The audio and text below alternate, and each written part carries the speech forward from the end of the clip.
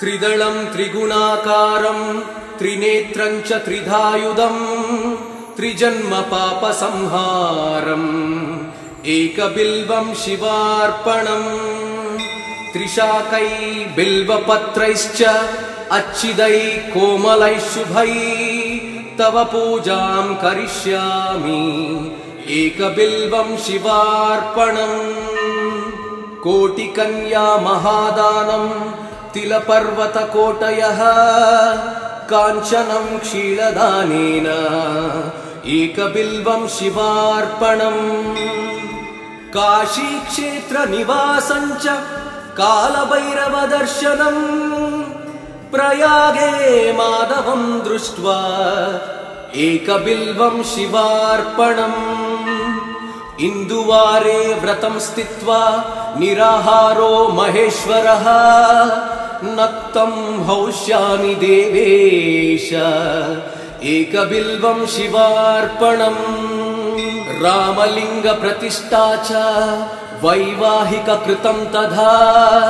तटाकानि च सन्धानम् एकबिल्वं शिवार्पणम् अखण्डबिल्वपत्रं च आयुधं शिवपूजनं कृतं नाम सहस्रेण एकबिल्वं शिवार्पणम् उमया सह देवेश नन्दिवाहनमेव च भस्मलेपन सर्वाङ्गम् एकबिल्वं शिवार्पणम्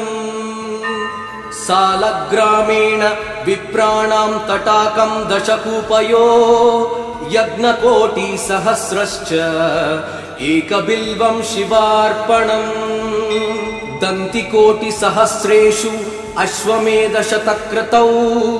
कोटिकन्या महादानम् एकबिल्वं शिवार्पणम् बिल्वाणां दर्शनं पुण्यं स्पर्शनं पापनाशनम् अघोरपापसंहारम् एकबिल्वं शिवार्पणम् सहस्रवेदपाठेषु ब्रह्मस्थापनमुच्यते अनेकव्रतकोटीनाम् एकबिल्वं शिवार्पणम् अन्नदानसहस्रेषु सहस्रोपनयनं तथा अनेकजन्म पापानि एकबिल्वं शिवार्पणम् बिल्वाष्टकमिदं पुण्यं यः पठेत् शिवसन्निधौ शिवलोकमवाप्नोति एकबिल्वं शिवार्पणम्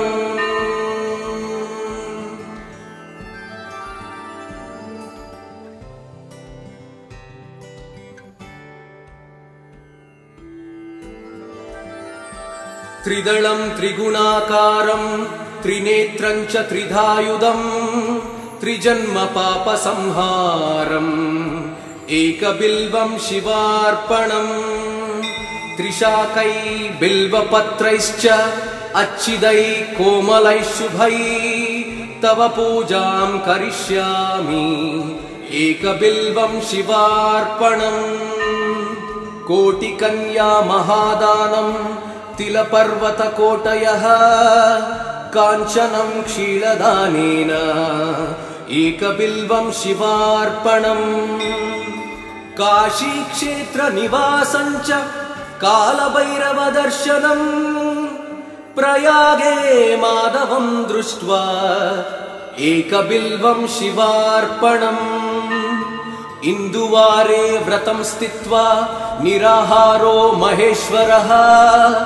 नक्तं हौष्यामि देवेश एकबिल्वं शिवार्पणम् रामलिङ्गप्रतिष्ठा च वैवाहिककृतं तथा तटाकानि च सन्धानम् एकबिल्वं शिवार्पणम् अखण्डबिल्वपत्रं च आयुधं शिवपूजनं कृतं नाम सहस्रेण एकबिल्वं शिवार्पणम् उमया सह देवेश नन्दिवाहनमेव च भस्मलेपन सर्वाङ्गम् एकबिल्वं शिवार्पणम् सालग्रामेण विप्राणां तटाकं दशकूपयो यज्ञकोटिसहस्रश्च एकबिल्वं शिवार्पणम् दन्तिकोटिसहस्रेषु अश्वमेधशतक्रतौ कोटिकन्या महादानम् एकबिल्वं शिवार्पणम् बिल्वाणां दर्शनं पुण्यं स्पर्शनं पापनाशनम् अघोर पापसंहारम् एकबिल्वं शिवार्पणम् सहस्रवेदपाठेषु ब्रह्मस्थापनमुच्यते अनेकव्रतकोटीनाम् एकबिल्वं शिवार्पणम् अन्नदानसहस्रेषु सहस्रोपनयनं तथा अनेकजन्म पापानि एकबिल्वं शिवार्पणम् बिल्वाष्टकमिदं पुण्यं यः पठेत् शिवसन्निधौ शिवलोकमवाप्नोति एकबिल्वं शिवार्पणम्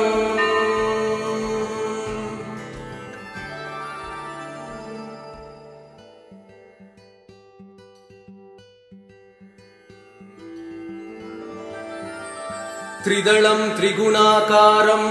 त्रिनेत्रं च त्रिधायुधं त्रिजन्म पापसंहारम् एकबिल्वं शिवार्पणम् त्रिशाकै बिल्वपत्रैश्च अच्छिदै कोमलैः शुभै तव पूजां करिष्यामि एकबिल्वं शिवार्पणम् कोटिकन्या महादानं तिलपर्वतकोटयः काञ्चनं क्षीरदानेन एकबिल्वं शिवार्पणम् काशीक्षेत्रनिवासं च कालभैरवदर्शनम् प्रयागे माधवं दृष्ट्वा एकबिल्वं शिवार्पणम् इन्दुवारे व्रतं स्थित्वा निराहारो महेश्वरः नक्तं हौष्यामि देवेश एकबिल्वं शिवार्पणम् रामलिङ्गप्रतिष्ठा च वैवाहिककृतं तथा तटाकानि च सन्धानम् एकबिल्वं शिवार्पणम् अखण्डबिल्वपत्रं च आयुधं शिवपूजनं कृतं नाम सहस्रेण एकबिल्वं शिवार्पणम् उमया सह देवेश नन्दिवाहनमेव च भस्मलेपन सर्वाङ्गम् एकबिल्वं शिवार्पणम् सालग्रामेण विप्राणां तटाकं दशकूपयो यज्ञकोटिसहस्रश्च एकबिल्वं शिवार्पणम्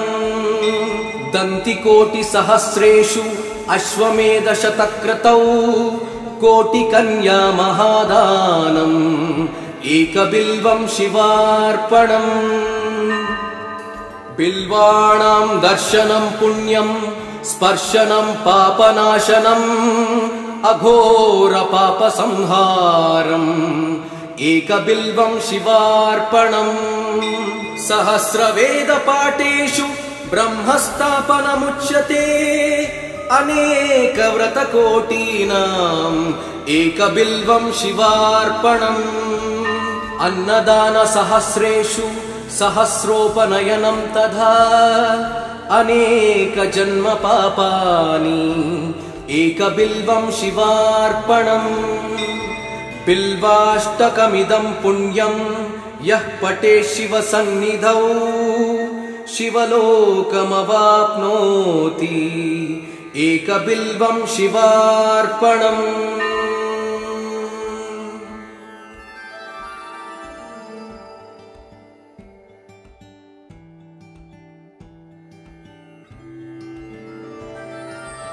त्रिदलं त्रिगुणाकारं त्रिनेत्रं च त्रिधायुधं त्रिजन्म पापसंहारम् एकबिल्वं शिवार्पणम् त्रिशाकै बिल्वपत्रैश्च अच्छिदै कोमलैः शुभै तव पूजां करिष्यामि एकबिल्वं शिवार्पणम् कोटिकन्या महादानं तिलपर्वतकोटयः काञ्चनं क्षीरदानेन एकबिल्वं शिवार्पणम् काशीक्षेत्रनिवासं च कालभैरवदर्शनम् प्रयागे माधवं दृष्ट्वा एकबिल्वं शिवार्पणम् इन्दुवारे व्रतं स्थित्वा निराहारो महेश्वरः नक्तं हौष्यामि देवेश एकबिल्वं शिवार्पणम् रामलिङ्गप्रतिष्ठा च वैवाहिककृतं तथा तटाकानि च सन्धानम् एकबिल्वं शिवार्पणम् अखण्डबिल्वपत्रं च आयुधं शिवपूजनम् कृतं नाम सहस्रेण एकबिल्वं शिवार्पणम् उमया सह देवेश नन्दिवाहनमेव च भस्मलेपन सर्वाङ्गम् एकबिल्वं शिवार्पणम् सालग्रामेण विप्राणां तटाकं दशकूपयो यज्ञकोटिसहस्रश्च एकबिल्वं शिवार्पणम् दन्तिकोटिसहस्रेषु अश्वमेधशतक्रतौ कोटिकन्या महादानम् एकबिल्वं शिवार्पणम्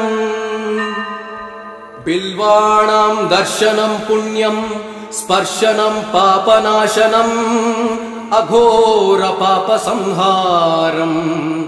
एकबिल्वं शिवार्पणम् सहस्रवेदपाठेषु ब्रह्मस्थापनमुच्यते अनेकव्रतकोटीनाम् एकबिल्वं शिवार्पणम् अन्नदानसहस्रेषु सहस्रोपनयनं तथा अनेकजन्मपापानि एकबिल्वं शिवार्पणम् बिल्वाष्टकमिदं पुण्यं यः पठेत् शिवसन्निधौ शिवलोकमवाप्नोति एकबिल्वं शिवार्पणम्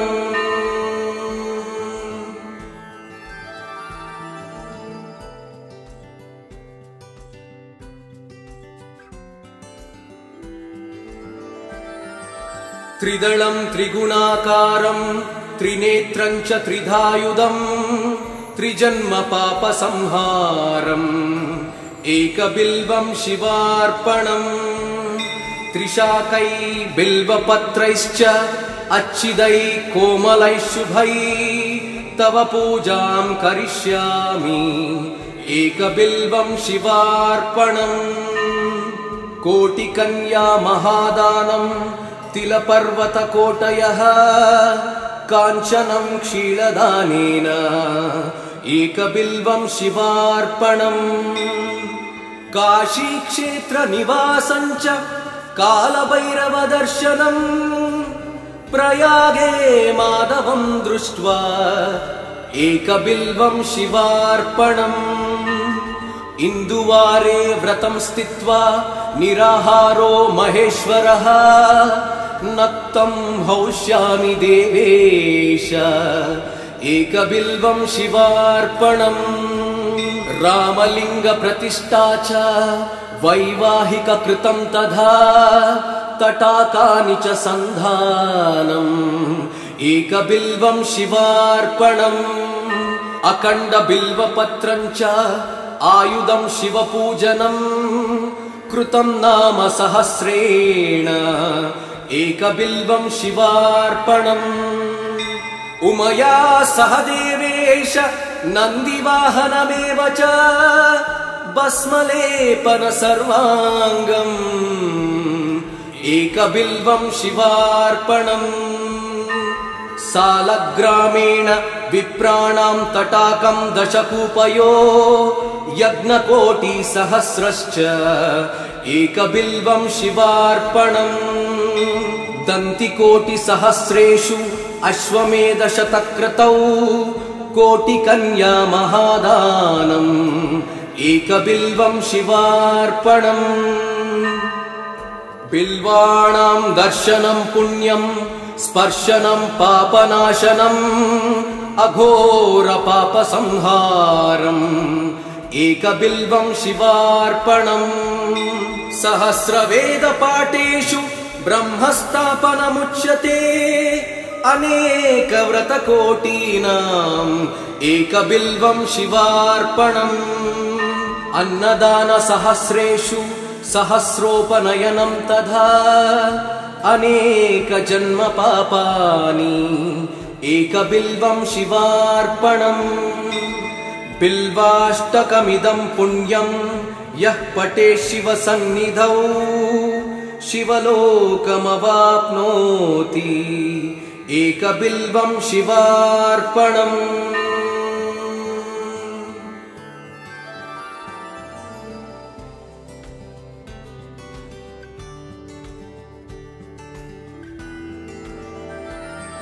त्रिदलं त्रिगुणाकारं त्रिनेत्रं च त्रिधायुधं त्रिजन्मपापसंहारम् एकबिल्वं शिवार्पणम् त्रिशाकै बिल्वपत्रैश्च अच्छिदै कोमलैः शुभै तव पूजां करिष्यामि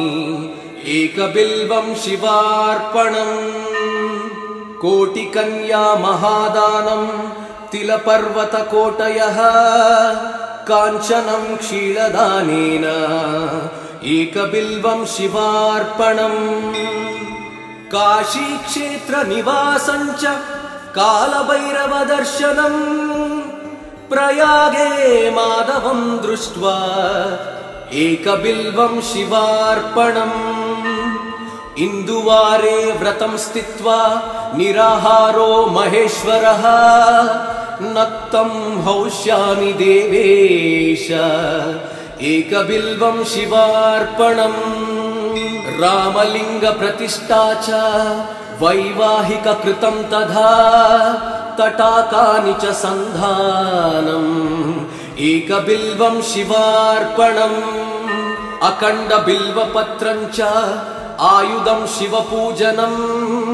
कृतं नाम सहस्रेण एकबिल्वं शिवार्पणम् उमया सह देवेश नन्दिवाहनमेव च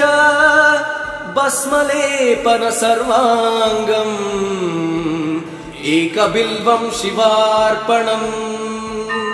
सालग्रामेण विप्राणां तटाकं दशकूपयो यज्ञकोटिसहस्रश्च एकबिल्वं शिवार्पणम् दन्तिकोटिसहस्रेषु अश्वमेधशतक्रतौ कोटिकन्या महादानम् एकबिल्वं शिवार्पणम् बिल्वाणां दर्शनं पुण्यं स्पर्शनं पापनाशनम् अघोरपापसंहारम् एकबिल्वं शिवार्पणम् सहस्रवेदपाठेषु ब्रह्मस्थापनमुच्यते अनेकव्रतकोटीनाम् एकबिल्वं शिवार्पणम् अन्नदानसहस्रेषु सहस्रोपनयनं तथा अनेकजन्मपापानि एकबिल्वं शिवार्पणम् बिल्वाष्टकमिदं पुण्यं यः पठेत् शिवसन्निधौ शिवलोकमवाप्नोति एकबिल्वं शिवार्पणम्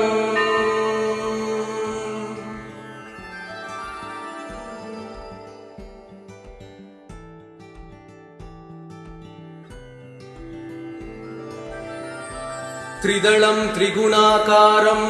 त्रिनेत्रं च त्रिधायुधं त्रिजन्मपापसंहारम् एकबिल्वं शिवार्पणम् त्रिशाकै बिल्वपत्रैश्च अच्छिदै कोमलैः शुभै तव पूजां करिष्यामि एकबिल्वं शिवार्पणम् कोटिकन्या महादानं तिलपर्वतकोटयः काञ्चनं क्षीरदानेन एकबिल्वं शिवार्पणम् काशीक्षेत्रनिवासं च कालभैरवदर्शनम् प्रयागे माधवं दृष्ट्वा एकबिल्वं शिवार्पणम् इन्दुवारे व्रतं स्थित्वा निराहारो महेश्वरः नक्तं हौष्यामि देवेश एकबिल्वं शिवार्पणम् रामलिङ्गप्रतिष्ठा च वैवाहिककृतं तथा तटाकानि च सन्धानम् एकबिल्वं शिवार्पणम् अखण्डबिल्वपत्रं च आयुधं शिवपूजनम् कृतं नाम सहस्रेण एकबिल्वं शिवार्पणम् उमया सह देवेश नन्दिवाहनमेव च भस्मलेपन सर्वाङ्गम् एकबिल्वं शिवार्पणम् सालग्रामेण विप्राणां तटाकं दशकूपयो यज्ञकोटिसहस्रश्च एकबिल्वं शिवार्पणम् दन्तिकोटिसहस्रेषु अश्वमेधशतक्रतौ कोटिकन्या महादानम् एकबिल्वं शिवार्पणम् बिल्वाणां दर्शनं पुण्यं स्पर्शनं पापनाशनम् अघोरपापसंहारम् एकबिल्वं शिवार्पणम् सहस्रवेदपाठेषु ब्रह्मस्थापनमुच्यते अनेकव्रतकोटीनाम् एकबिल्वं शिवार्पणम् अन्नदानसहस्रेषु सहस्रोपनयनं तथा अनेकजन्मपापानि एकबिल्वं शिवार्पणम् बिल्वाष्टकमिदं पुण्यं यः पठेत् शिवसन्निधौ शिवलोकमवाप्नोति एकबिल्वं शिवार्पणम्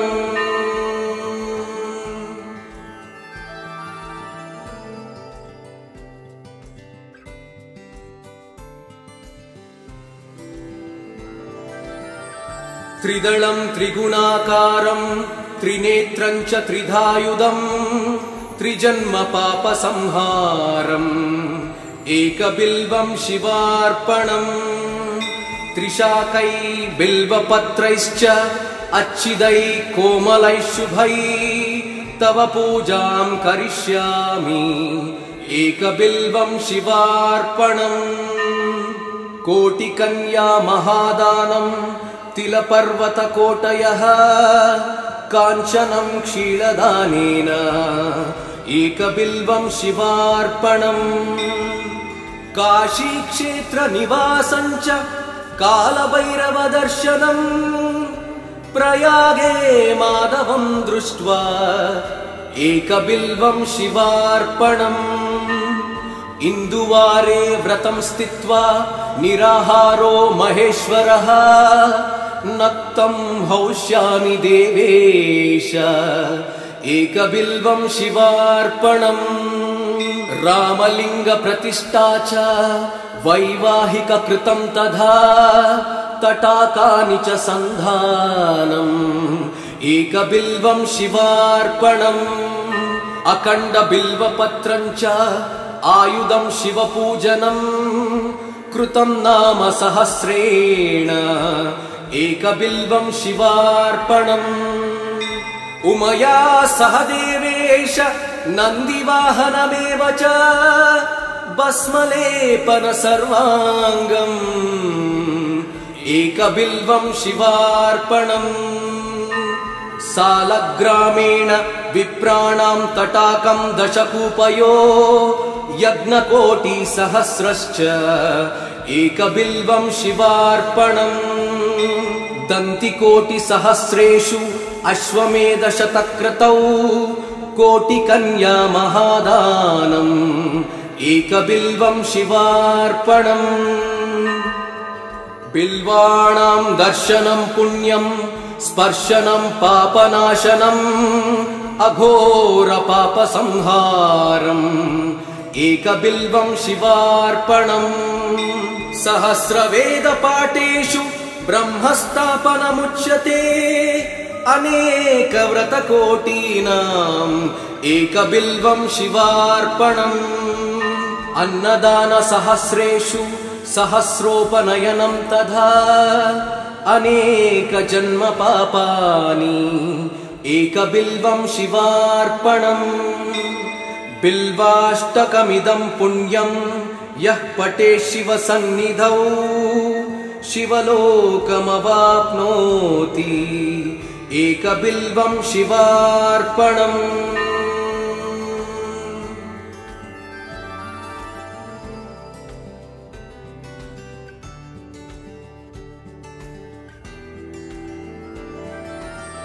त्रिदलं त्रिगुणाकारं त्रिनेत्रं च त्रिधायुधं त्रिजन्म पापसंहारम् एकबिल्वं शिवार्पणम् त्रिशाकै बिल्वपत्रैश्च अच्छिदै कोमलैः शुभै तव पूजां करिष्यामि एकबिल्वं शिवार्पणम् कोटिकन्या महादानं तिलपर्वतकोटयः काञ्चनं क्षीरदानेन एकबिल्वं शिवार्पणम् काशीक्षेत्रनिवासं च कालभैरवदर्शनम् प्रयागे माधवं दृष्ट्वा एकबिल्वं शिवार्पणम् इन्दुवारे व्रतं स्थित्वा निराहारो महेश्वरः नक्तं हौष्यामि देवेश एकबिल्वं शिवार्पणम् रामलिङ्गप्रतिष्ठा च वैवाहिककृतं तथा तटाकानि च सन्धानम् एकबिल्वं शिवार्पणम् अखण्डबिल्वपत्रं च आयुधं शिवपूजनम् कृतं नाम सहस्रेण एकबिल्वं शिवार्पणम् उमया सह देवेश नन्दिवाहनमेव च भस्मलेपन सर्वाङ्गम् एकबिल्वं शिवार्पणम् सालग्रामेण विप्राणां तटाकं दशकूपयो यज्ञकोटिसहस्रश्च एकबिल्वं शिवार्पणम् दन्तिकोटिसहस्रेषु अश्वमेधशतक्रतौ कोटिकन्या महादानम् एकबिल्वं शिवार्पणम् बिल्वाणां दर्शनं पुण्यं स्पर्शनं पापनाशनम् अघोर पापसंहारम् एकबिल्वं शिवार्पणम् सहस्रवेदपाठेषु ब्रह्मस्थापनमुच्यते अनेकव्रतकोटीनाम् एकबिल्वं शिवार्पणम् अन्नदानसहस्रेषु सहस्रोपनयनं तथा अनेकजन्म पापानि एकबिल्वं शिवार्पणम् बिल्वाष्टकमिदं पुण्यं यः पठेत् शिवसन्निधौ शिवलोकमवाप्नोति एकबिल्वं शिवार्पणम्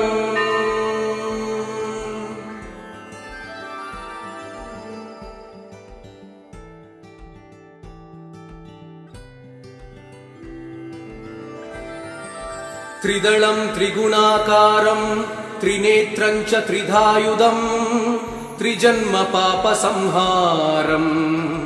एकबिल्वं शिवार्पणम् त्रिशाकै बिल्वपत्रैश्च अच्छिदै कोमलैः शुभै तव पूजां करिष्यामि एकबिल्वं शिवार्पणम् कोटिकन्या महादानं तिलपर्वतकोटयः काञ्चनं क्षीरदानेन एकबिल्वं शिवार्पणम् काशीक्षेत्रनिवासं च कालभैरवदर्शनम् प्रयागे माधवं दृष्ट्वा एकबिल्वं शिवार्पणम् इन्दुवारे व्रतं स्थित्वा निराहारो महेश्वरः नक्तं हौष्यामि देवेश एकबिल्वं शिवार्पणम् रामलिङ्गप्रतिष्ठा च वैवाहिककृतं तथा तटाकानि च सन्धानम् एकबिल्वं शिवार्पणम् अखण्डबिल्वपत्रं च आयुधं शिवपूजनम् कृतं नाम सहस्रेण एकबिल्वं शिवार्पणम् उमया सह देवेश नन्दिवाहनमेव च भस्मलेपन सर्वाङ्गम् एकबिल्वं शिवार्पणम् सालग्रामेण विप्राणां तटाकं दशकूपयो यज्ञकोटिसहस्रश्च एकबिल्वं शिवार्पणम् दन्तिकोटिसहस्रेषु अश्वमेधशतक्रतौ कोटिकन्या महादानम् एकबिल्वं शिवार्पणम् बिल्वाणां दर्शनं पुण्यं स्पर्शनं पापनाशनम् अघोरपापसंहारम्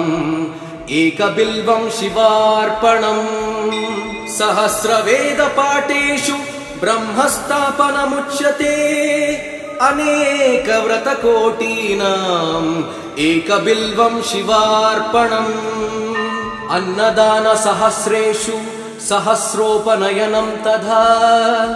अनेकजन्म पापानि एकबिल्वं शिवार्पणम् बिल्वाष्टकमिदं पुण्यं यः पठेत् शिवसन्निधौ शिवलोकमवाप्नोति एकबिल्वं शिवार्पणम्